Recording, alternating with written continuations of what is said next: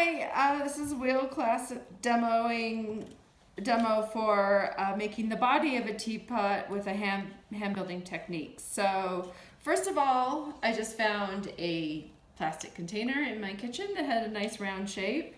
I have put one layer of that precious toilet paper in here, and I'm going to add another one across ways, and I'm only doing this to make sure that my clay will pop out of the bowl really easily.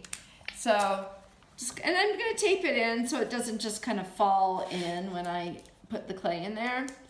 And the reason I'm using toilet paper is just that it's really soft and doesn't get major creases in it, so that I won't get creases on my clay from just this thing that's helping me release my clay. So I've already cut out a round circle, and now I'll just let that sort of sink into the bottom of the bowl and press it in.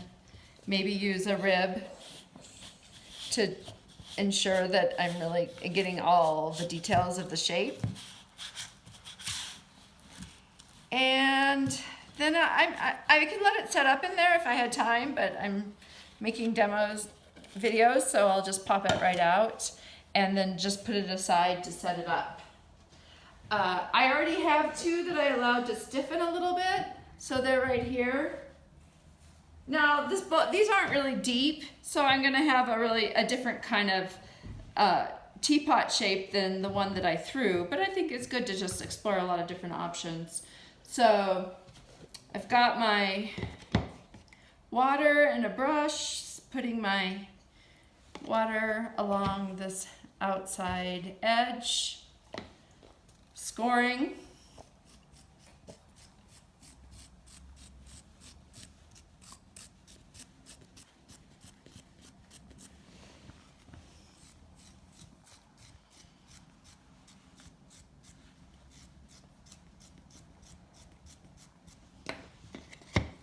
Add just a little bit more water and pop those puppies together and do a little squeezing to make sure that my scoring is really taking effect and that the two sides are grabbing each other.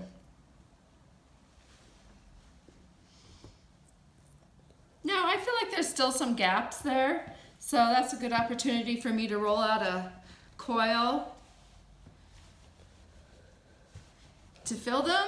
It could be also just a great opportunity to add some decorative feature that you want along this edge. But for me, I'm kind of opting for simple solutions that won't take a long time so the video gets too long. So I'll just do a little coil. And again, this is still pretty wet and it also has some of the scoring marks still exposed, so I don't really have to do a lot more scoring on this edge.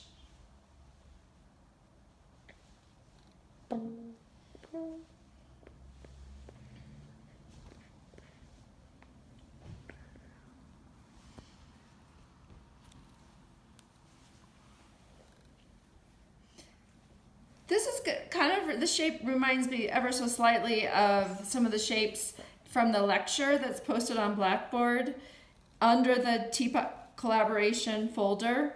So it reminds me of some of the teapots that Rebecca Harvey made, and just not in terms of her style, but in terms of the kind of the teapot structure. So now that I have this, of course I'm going to want to, or because I like to clean things up, you don't actually even have to do that, depending on the aesthetics that you're going after. I'm just cleaning that up from both sides.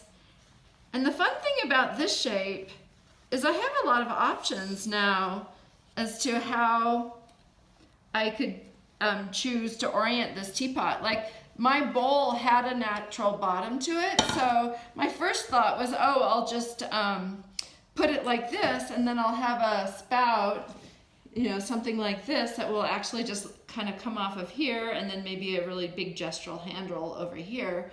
But I could also orient my teapot like this and create some interesting foot down here, like that, and cut out a lid here. Now, just like with my teapot where I made that inset flange, I'm gonna show you, like I could cut out a shape here, any shape I wanted, and then insert a little flange in there and put that piece that I cut out directly back in there, like that. I'm kind of excited about playing around with a teapot like this though, so I'm gonna do this shape. And I will do another video. It won't be sort of required video watching because I will be repeating some steps I've already done on the throne teapot, but that's my first basic shape. And then the one that I took out of the bowl, here, like that's just like relying entirely on the shape of my original bowl, but I could also kind of play around with altering the shape that I got and giving it something that's not symmetrical, some sort of amorphous shape, and do that to the two sides, and I could get something that kind of defied symmetry and defied even more of the conventions of a normal, what you expect a normal teapot to look like. All right, or I could do some of the really fun things that like Grace and I think Bailey were also doing, where you could kind of put a bunch of dots in here and allow those to show up on the outside as an interesting texture. All right, thank you, Arlo, for doing the video, and we're signing off right now.